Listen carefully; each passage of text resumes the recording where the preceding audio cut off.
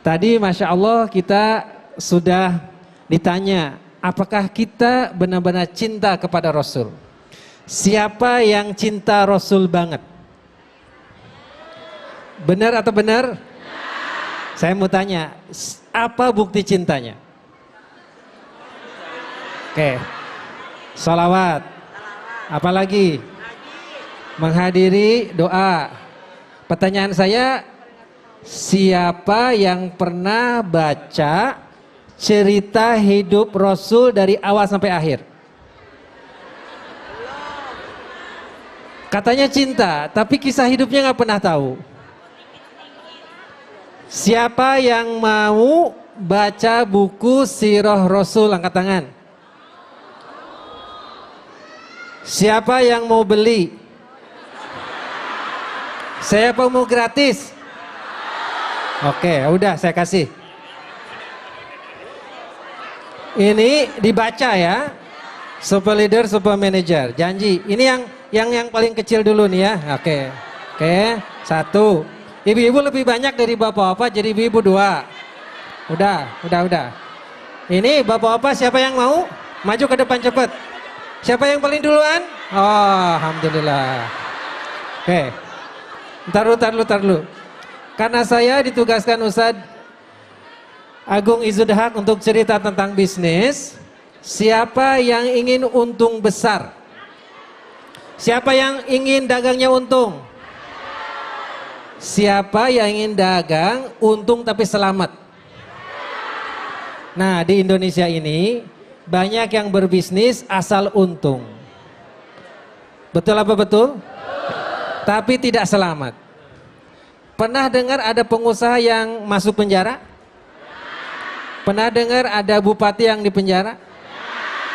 Nah, Rasulullah SAW mengajarkan kita harus berbisnis dengan sopan, dengan baik dan jujur agar kita bisa selamat di dunia dan insya Allah bahagia di akhirat. Nah, supaya jelas bagaimana sih bisnis Rasul? Rasul itu bisnisnya 3 cirinya. 1 jauh, 2 besar, 3 lama. 1 apa? 2, 3. Nah, Rasul itu dagangnya dari Mekah, sampaikan ke Madinah, sampaikan ke Hadrul Maut di bawah, sampai juga ke Bahrain, bahkan sampai ke dekat Damaskus, sampaikan ke dekat Dubai, bahkan Rasulullah SAW sampai ke kota Jerash di Yordania, dan Rasulullah SAW sampaikan ke kota Gaza. Nah, sampaikan ke dekat Hiro, dekat Basro, dekat Irak. Dari Mekah sampaikan ke dekat Basra itu jaraknya hampir 1000 kilo. Berapa kilo, Bu? Bayangkan kalau jalan 1000 kilo, itu bawa makanannya segede apa? Sebanyak apa? Cukup 2 liter? Cukup kurang lebih 1 koper? Nggak cukup. Perjalanannya hampir 1,5 bulan pergi. Belum ada makanan Padang di tengah jalan, belum ada ATM. Jadi uangnya bisa dibayangkan bagaimana Rasul membawa barang dagangan ke sana. Jadi kalau hanya 1 onta, 2 onta, itu baru bekalnya saja. Nah, berarti barang dagangannya kalau seandainya perjalanannya 1,5 bulan pergi, kudu banyak. Jadi jika dagangnya hanya 3 onta penuh muatan, itu masih rugi. Makanya Rasulullah SAW berdagangnya mungkin sampai 50 onta, sampai 100 onta penuh muatan. Seperti mobil pick up, 50 mobil pick up, 70 mobil pick up, 100 mobil pick up. Nah, jadi dari Mekah, jalannya ke Madinah. Jadi bawa barang Mekah, jual di Madinah, habis. Bawa barang Madinah, jual di Hadrul Maut, habis. Beli barang Hadrul Maut, jual di Dubai. Beli barang Dubai, jual di Bahrain. Atau kalau di sini mah, contohnya beli barang Tanah Abang, dijual di Bandung. Habis barang Tanah Abang di Bandung, beli barang Bandung, jual di Tasik. Beli barang Tasik, jual di Cilacap. Beli barang Cilacap, jual di Semarang. Nah, makanya Rasul itu dagangnya cepat dan besar. Nah karena 50 onta, 70 onta penuh muatan, jadi Rasul itu dagangnya bukan recehan. Pernah lihat yang jualan minyak wangi sama tasbih di depan masjid? Itu namanya bukan dagang sunnah, dagang kecil-kecilan. Dagang sunnah itu 50 kontainer. Dagang sunnah itu 100 kontainer. Jadi jika mau menyebutkan saya dagang sunnah, kudu gede. Setuju apa setuju? Itulah Rasul kita. Nah bagaimana Rasul bisa berdagang dengan banyak ini? Beliau modalnya bukan uang, tetapi kepercayaan, yaitu as-siqah atau al-amin. Nah jadi beliau itu bisa meyakinkan orang karena kejujurannya. Tadi Ustadz Hilman sudah mengatakan siddiq, amanah, oke? Kemudian juga fatonah dan tablik. Nah sifat-sifat itu berkumpul pada diri pribadi.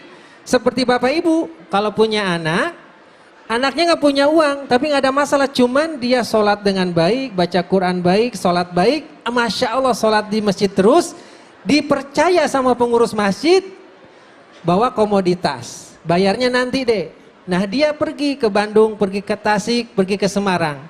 Diputerin uangnya, berputar cepat. Nah makanya itulah keunggulan orang yang jujur. Sabda baginda Rasulullah SAW, at-tajir as-saduq al-amin ma'nabiyin was-siddiqin wasyuhada was-solihina fil jannah. Seorang pedagang yang jujur, pedagang yang amanah, dia akan digolongkan bersama-sama para syuhada, as-solihin dan para anbiya di surga. Nah, Masya Allah. Apa peran ibu-ibu? Nah peran ibu-ibu dan bapak-bapak, pastikan anak kita itu jujur. Kalau nimbang, ibu-ibu jika beli sesuatu ingin anget, ingin dingin. Kalau membeli ingin anget. Kalau ngejual, ini bahaya. Wailul lil mutaffifin. Kata Al-Quran, bahayanya jika kita beli ingin anget, kalau kita ngejual suka dikurangin, bahkan dalam timbangannya suka dikasih sesuatu tuh biar berat. Nah kalau kita ingin menjadi orang yang jujur, biasakan kalau menjual, kalau mengukur, anget. Siap? Nah yang kedua, rahimahullah, samhan idza ba' wa samhan idza ishtara. Artinya Allah sangat menyukai orang mudah ketika beli, mudah ketika jual. Artinya apa? Jika ada pedagang yang kecil, mobil khusus, pengusaha rumahan, ibu-ibu pakai mobil, jangan terlalu banyak nawar. Setuju tidak Bu? Kalau di sini yang bawa mobil, kalau beli sesuatu jangan banyak nawar, biarinlah yang untung 10.000, 20.000. Nah, ketika jual juga jangan terlalu ngeyel. Oke, ketika jual jangan terlalu ngeyel. Akhirnya supaya semuanya bisa mudah. Dan terakhir saya kasih rumus, ibu-ibu ingin selamat tidak? Nah supaya ingin selamat, tadi kata Ustadzah Qatrunada, cium tangan suami. Nah jangan cium aja, bisikin di telinganya. Siap mendengerinnya? Kakanda, Adinda doakan biar dapat rezeki yang banyak. Kalau banyak, Adinda tabung. Tapi jangan sekali-kali bawa pulang ke rumah rezeki haram. Karena jika bawa ke rumah rezeki haram sama dengan Kakanda masukkan bara api neraka ke perut Adinda dan anak-anak, dan Adinda anak-anak tidak tahu. Mudah-mudahan jikalau setiap ibu-ibu di seluruh Indonesia mengucapkan kata-kata mutiara itu, setiap suaminya akan ke pabrik, ke kantor, ke tender, selamatlah Indonesia dari bahaya korupsi. Setuju? Terakhir saya ingin kasih pantun. Pergi umroh bulan September. Sungguh indah bersuka cita. Cinta kami kepadamu ya Rasul. Wahai paduka pujaan hati.